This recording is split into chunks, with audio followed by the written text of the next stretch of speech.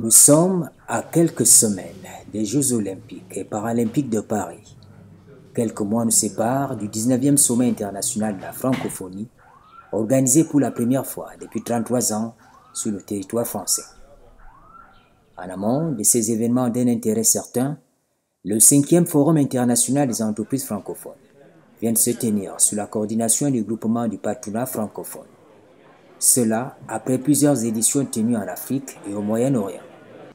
Notre mission est de soutenir les entreprises, de fédérer les hommes et les femmes qui les animent et de leur apporter les supports nécessaires pour exporter leur savoir-faire, créer des joint ventures et s'ouvrir à de nouveaux marchés.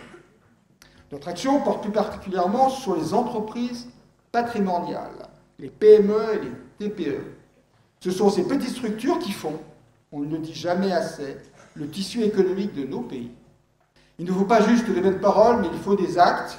Le groupement du patronat francophone a pour ambition de faciliter les échanges et le partage des connaissances entre les entreprises et les grands acteurs économiques des pays francophones et francophiles pour dynamiser l'activité de nos membres. Les contacts entre les entreprises du monde francophone et francophile avec les institutions nationales et internationales et les grands bailleurs de fonds sont essentiels pour atteindre cet objectif. Le groupement du patronat francophone fédère et valorise dans le respect mutuel les initiatives et l'innovation des entrepreneurs membres de l'association. Les valeurs communes de solidarité et d'équité sont mises en avant pour légitimer nos actions et accroître l'expansion et l'emploi dans les entreprises à l'Europe. À Villers-Cotterêts, on a beaucoup parlé des symboles de la francophonie économique et numérique partant du thème « Créer, innover, entreprendre en français ». La francophonie représente aujourd'hui 88 États et gouvernements répartis sur 5 continents, 17,5% de la population et 16,5% du produit national brut mondial. Alors si la francophonie s'est construite autour de convergence linguistique et culturelle, le partage d'une langue commune est apparu comme porteur d'un véritable potentiel économique et désormais d'un espace numérique à affirmer. C'est fort de cette conviction que l'UCESIF, donc l'Union des conseils francophones, qui regroupe 24 pays, a décidé d'engager un travail collaboratif pour élaborer des propositions et des recommandations pour développer cette francophonie économique. Et on a décidé de s'emparer de ce sujet, a fortiori parce que nous avons en perspective dans quelques mois le sommet de la francophonie qui va se tenir ici à Villers-Cotterêts, monsieur le secrétaire général, sur le thème si important de l'innovation, de la création et de l'entreprendre en français. C'est la raison pour laquelle nous avons choisi ce sujet. Je vais vous dire un mot de l'UCESIF. L'UCESIF, c'est un formidable espace de coopération entre les sociétés civiles francophones.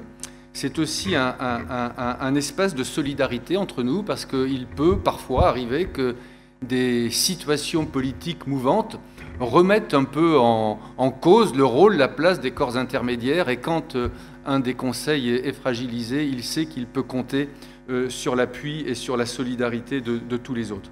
C'est un formidable espace pour dialoguer, échanger sur nos bonnes pratiques, pour structurer une société civile organisée. Une journée d'échange pour le partage d'expériences et d'approches sur les grandes préoccupations du monde actuel. Je suis ici pour représenter le Québec dans le cadre de ce Forum international des entrepreneurs et des entreprises francophones. Le Québec a beaucoup d'atouts à mettre de l'avant et aimerait bien développer des partenariats avec avec ses partenaires, africains notamment. Je voulais simplement aussi répondre à certaines recommandations du CESE, notamment la transition énergétique, et présenter en fait tous les atouts du Québec, avec notamment la création de la vallée de la transition énergétique au Québec, qui est un atout majeur pour l'économie québécoise et puis pour trouver des solutions durables et innovantes pour le défi de la transition énergétique. Je vais citer en fait l'ancien premier ministre du Bénin, Lionel Zinsou, qui expliquait à juste titre récemment lors de la mission économique et commerciale de la francophonie au Québec l'importance en fait de se connaître davantage, d'organiser des activités pour se connaître, pour en apprendre davantage sur les cultures, sur les opportunités économiques que nous avons à développer ensemble. Le sentiment qui m'anime à cet instant précis, c'est tout ce que j'ai entendu ce matin autour de la question de la solidarité. Comment est-ce qu'on fait pour passer d'un modèle économique qui est aujourd'hui hégémonique et qui est centré sur le profit, la maximisation des profits, à un modèle économique qui va penser le partage, qui va penser la solidarité et qui nous permettrait de créer des territoires de paix économique dans lesquels on pourrait fonctionner ensemble avec une seule idée en tête, c'est que nous n'avons qu'une seule planète.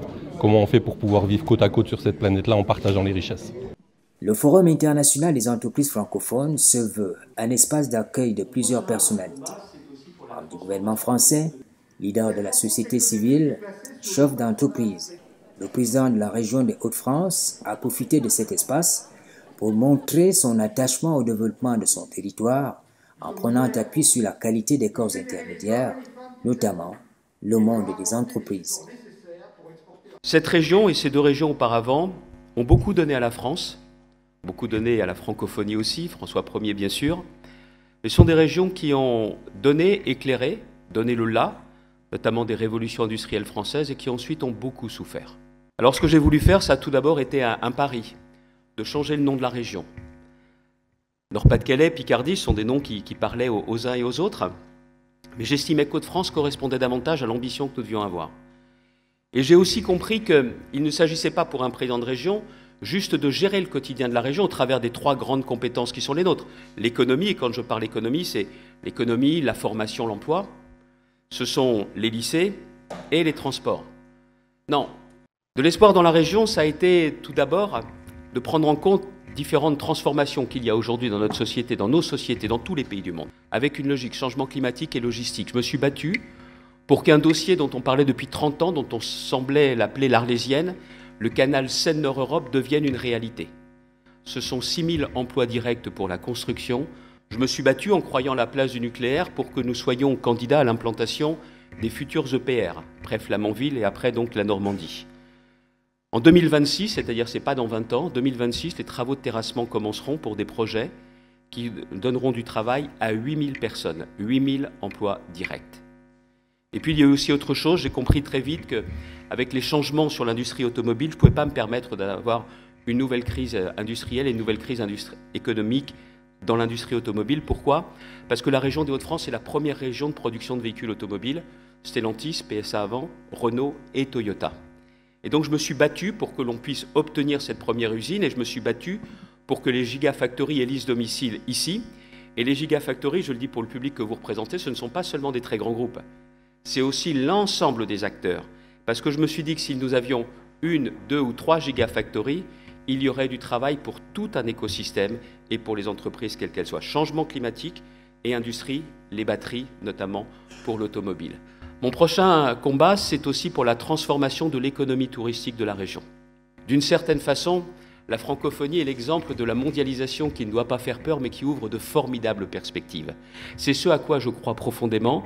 Vous l'avez compris, cette œuvre de transformation de ma région, je la continuerai de toutes mes forces, mais je ne pourrai le faire qu'avec de véritables partenariats économiques. Et je ne me trompe pas, il y a les très grands groupes, mais les très grands groupes ne seraient rien sans le cœur battant de l'économie française que sont les PME et les PMI.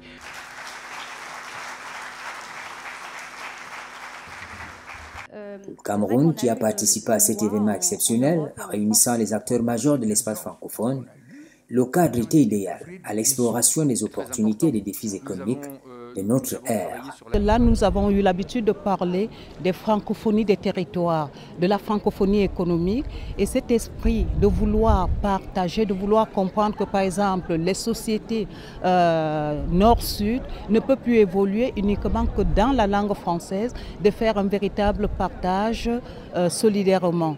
Et je crois que là, on est en train d'atteindre notre objectif, de voir cette francophonie qui va travailler avec les institutions, parce que c'est d'abord les institutions membres.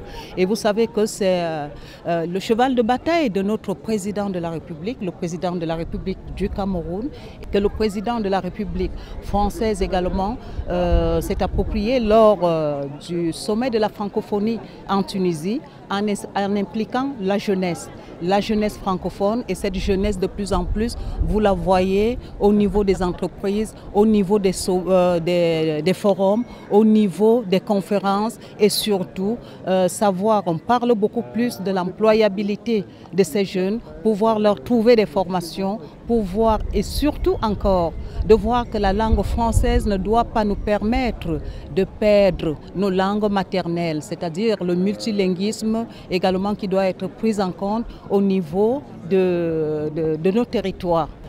Toutes les rencontres francophones, elles sont importantes, tellement cet espace est peu connu finalement. Au niveau international, l'espace francophone, il est moins connu que l'ONU, que toutes les grandes organisations internationales. Donc je pense que des espaces comme ceux-là, qui sont aussi au cœur de l'économie, des entreprises, de la vie des citoyens, c'est très important de pouvoir permettre à ces échanges. Alors moi évidemment j'ai un angle très important et vous le savez, c'est l'angle de la jeunesse, c'est comment cette jeunesse dont on parle beaucoup, comment on l'incarne, comment concrètement on la fait, je dirais, participer aux prochains enjeux. Et l'enjeu principal pour cette jeunesse, c'est bien sûr celui de l'environnement, mais c'est aussi celui de l'emploi, celui de l'économie. Et donc dire que la langue française dans le monde est utile dans sa vie de jeune, futur employé, futur entrepreneur, etc. Je pense que tout ça, c'est vraiment important. Et c'est ça qu'on dit aujourd'hui, finalement. Nous avons un grand intérêt à participer à ce forum pour échanger d'expériences, partage des points de vue et succès des suggestions pour une francophonie économique. Francophonie économique parce que ça nous intéresse. Nous devons, au-delà du partage de la langue française, développer d'autres atouts en termes de formation, en termes de production de projets à valeur ajoutée, dans une logique win-win. Nous ne sommes pas là en train de rechercher des actions de philanthropie. Nous voulons rechercher des entreprises d'expression française qui peuvent venir travailler dans nos territoires pour exploiter les gisements géants contenus dans ces territoires, pour pouvoir faire des chaînes de valeur, pour pouvoir sécréter de la valeur ajoutée et pour pouvoir procurer de l'emploi à nos jeunes. C'est un peu ça la satisfaction d'être là et de porter la voix, de dire des choses par rapport à aux orientations stratégiques à venir de cette francophonie économique dont on parle tant. On aime bien le dire, la francophonie est un formidable espace économique basé sur le partenariat et la solidarité. Les relations collaboratives sont fondées ici sur la promotion d'une vision du monde entrepreneurial qui prend en compte les valeurs humanistes dans le respect des identités culturelles.